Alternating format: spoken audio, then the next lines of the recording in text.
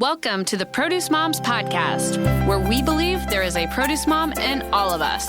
I'm Lori Taylor, founder and CEO of the Produce Moms. For 10 years, I sold fresh produce to over 300 grocery stores in the U.S. And today, my team and I are fully focused on inspiring people to eat more fruits and vegetables. This show is just one of the ways that we hope to inspire you and your family to eat more produce and live a better life. If you like what you're hearing on the podcast, join our community of almost 40,000 in all 50 states and over 30 countries by visiting theproducemoms.com/subscribe. And be sure to subscribe and leave us a review on iTunes. Thanks for being here. Enjoy today's show. Welcome back, everyone. Today is a special edition of the Produce Moms Podcast. We are welcoming Julie Escobar. Julie is one of the co-founders of Global Women Fresh. This is an incredible organization. I'm extremely honored to be serving on the advisory board for Global Women Fresh. And I truly just view Julie as one of those incredibly empowering women, the type of gal that when you meet her, you want to soak up all that you can and learn from her and emulate her. And it's a true pleasure to welcome her to the show today and share this incredible woman with you all and introduce our listeners to Global Women Fresh. Awesome. Well, good morning, Lori. I am equally excited to be part of this broadcast, and it's really fascinating to have seen the work that the Produce Moms have done in the last couple of years. But in the last few months to kind of really follow you, it's just fascinating to see your passion and your dedication to the cause and to the industry. So excited to be here.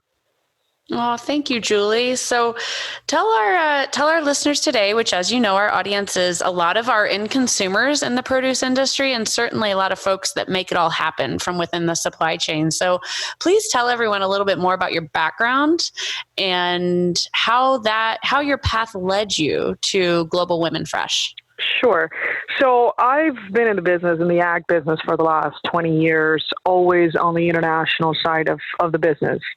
So half of my career, I spent it heavily within Latin America and Europe, working with growers and consumers and retailers.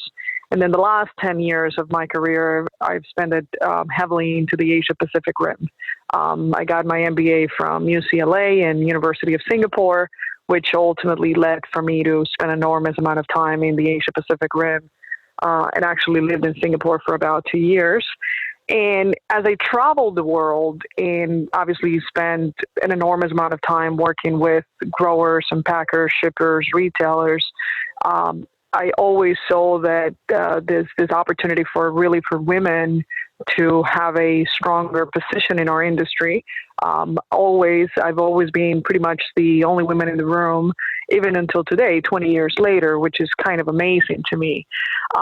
So pretty much a year ago, we two more friends in the industry with a very heavily global knowledge of what's happening around the world. And we got together one day and we said, listen, what a great opportunity to create a global network, right? I mean, we understand that other organizations, PMA, United, Fruit Logistica, they have their local events for women, but we really wanted to take it to the next level and really unite people from Latin America and Europe and U.S. and Asia all together in one platform.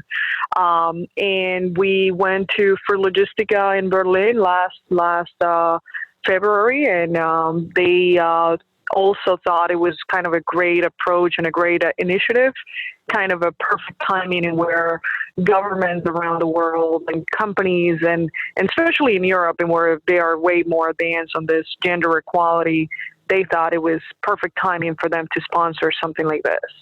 And our event had a phenomenal penetration. I mean, we were expecting, 40, 50 people to come to our first event, and we had almost close to 150 people to come to our event, both male and female.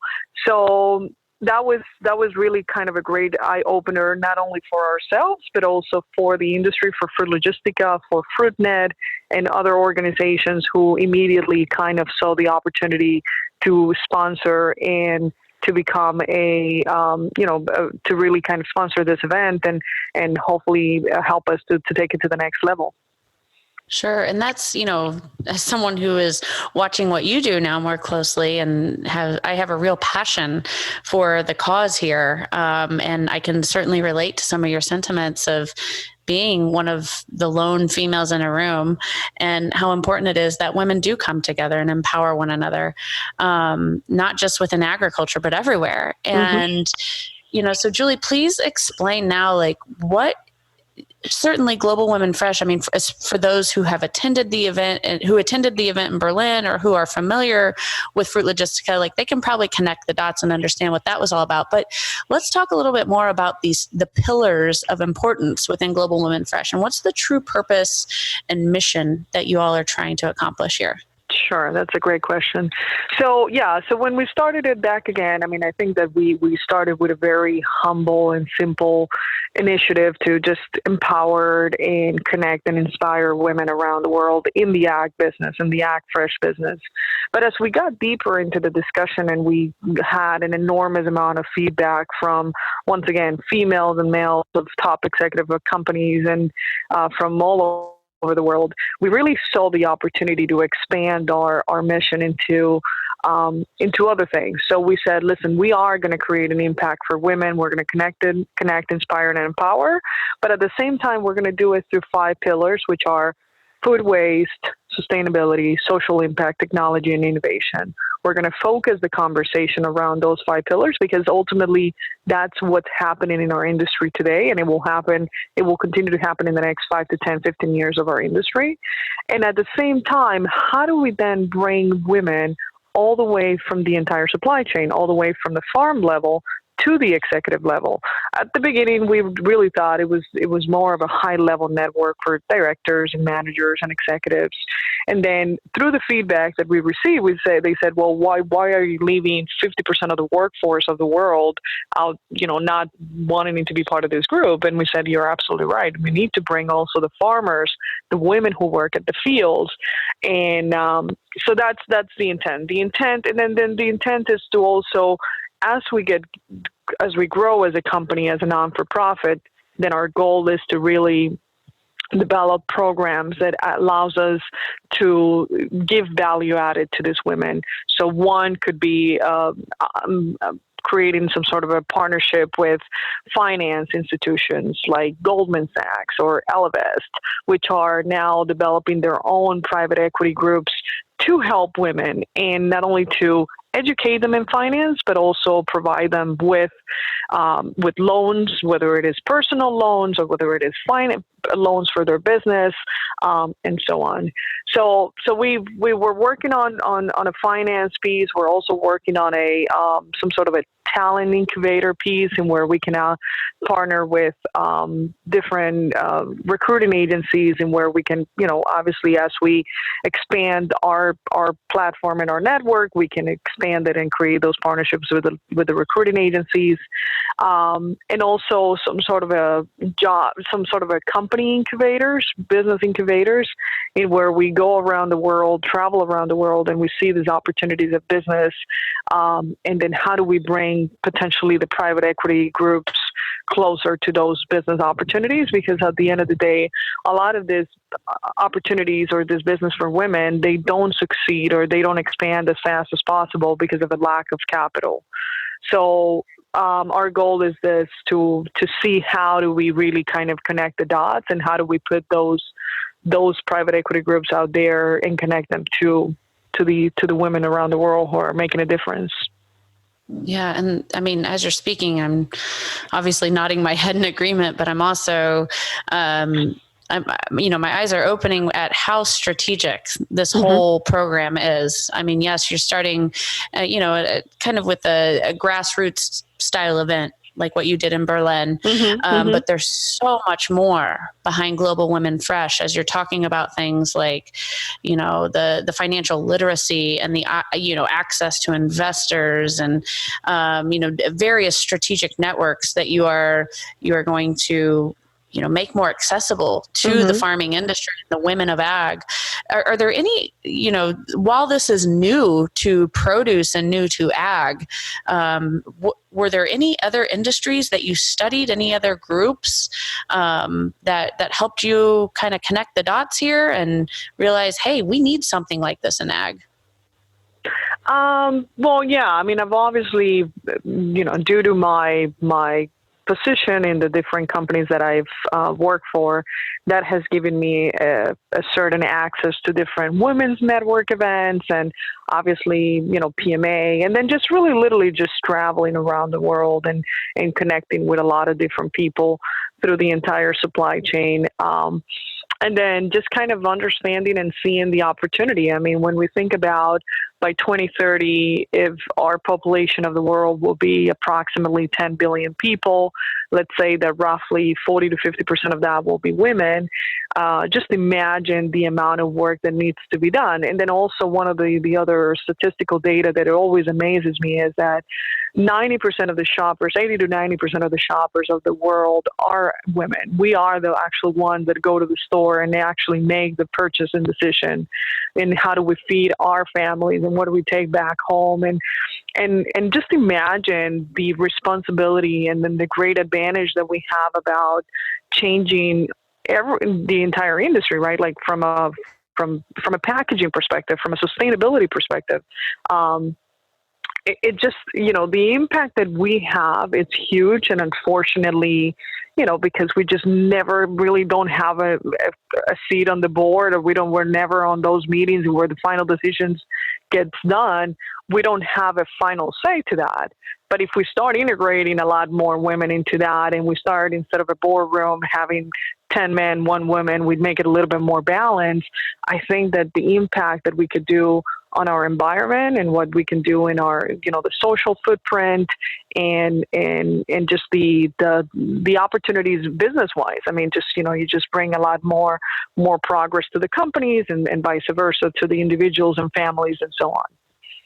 Right. Mm-hmm. I love also that from a leadership perspective, you have deliberately structured Global Women Fresh to connect with every single tier of employment within our industry.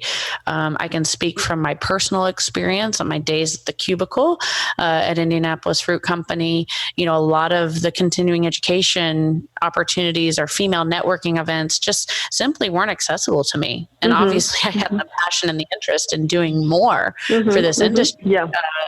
Such as a testament to this brand, this podcast, and pretty much everything we do today. But,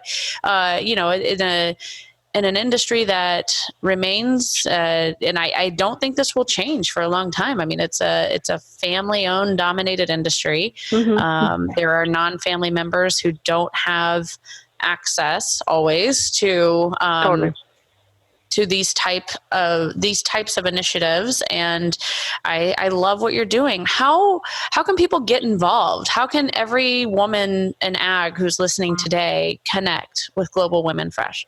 Well, the first thing is we put out our just a simple website, and where the audience have an opportunity to send their emails and send us, if they want to be part of this, we will reach out to them with their email and connect and see how they can become part of this bigger picture. We have a monthly newsletter, and where we're telling the story of what we're doing, where we're going. We have some sort of a story, like a monthly Women of the Month. No, there's a lot of great things that we're doing. Also, our biggest events at the moment are in Hong Kong and Berlin for Logistica, which they have been amazing at sponsoring our events. So the best part to do it is just to reach out, send us an email, and then from there, someone in our division will get back to them to tell them exactly how we can find a place for them to help us in this organization. That's great. Good. So, and that website is globalwomenfresh.com. I encourage everyone to check it out. Julie, who else is involved? Can you share more about some of the other leaders within Global Women Fresh? Absolutely. So we are three co-founders. Monica Bratuti, she is Mexican, but lives in Australia. She works with one of the largest companies in New Zealand, and she's president of her company, so she does really well. And then Viviane Schappo, she currently works for Robinson Fresh, which is also a multi-billion-dollar company here in the States. She is from Brazil, but sits in Chile, which ultimately what's one of the main reasons of why we thought, hey, the three of us are sitting in the three strategic areas or countries in the world with strong penetration on the ag business. Who better than us to actually do this? And then on top of that, as a non-for-profit, we obviously we created a global board of directors. We selected one person from each continent. So we have Suhandra Conry from Summer Citrus in South Africa, Linda Karovi from Savino del Bene in Europe and Italy, Mabel from China, Michelle from the U.S., Wilma from the Netherlands, Mara from the UK, Rachel from the UK. So we wanted to have as much of a global board as possible.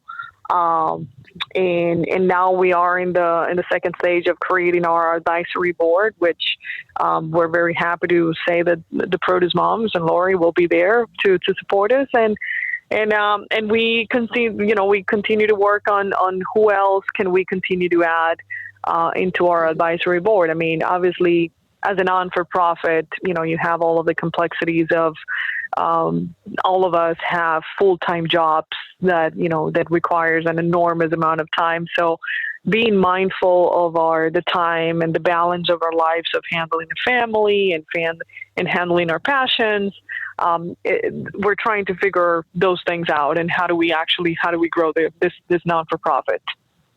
Sure. And, something I'm very passionate about, and one reason I'm super invigorated and honored to be serving on the advisory board is I really feel like food, specifically the food that we represent in fruits and vegetables, that's the common denominator for people around the world. I've said that so many times. Food is culture. It's how we do everything that's meaningful in life. Food is part of that. And it doesn't matter if you're romanticizing, celebrating, grieving, or simply just coming to the table with your, closest loved ones for a standard Wednesday night dinner. Food is there, and it's there for women, whether you're sitting in Indianapolis, Indiana, Los Angeles, California, or South Africa. It's the common denominator. It's the common love language from around the world. And so I would love to just get some of your candid thoughts on, considering agriculture and fruits and vegetables with that wider global lens. Mm-hmm. Yeah. No, I think it's, once again, I think it's fascinating.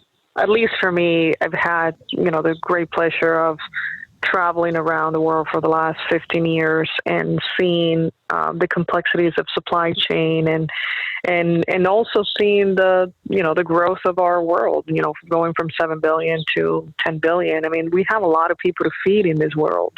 And how do we do it in a sustainable way? How do we do it with some sort of a social impact? Because, when we go to countries like Africa, in where, today, minimum labor, you make $1, $2 a day, right? So there's a lot of work that needs to be done. We have the great pleasure, the opportunity to be at the United Nations about 2 months ago in Geneva, and we are partnering with a division of United Nations. It's called She Trades, and basically this program it's sponsored by the Commonwealth. And they have a goal that by 2021, they want to empower more than 3 million women in the underdeveloped economies. Mostly it's in Africa, Kenya, Ghana, Bangladesh, and a few other countries and other cities in Africa. But the goal here is that how do we, Global Women Fresh, how do we partner with them and help them with all of their fresh initiatives. So, for example, avocados is a big topic around the world today, right? The consumption is growing dramatically.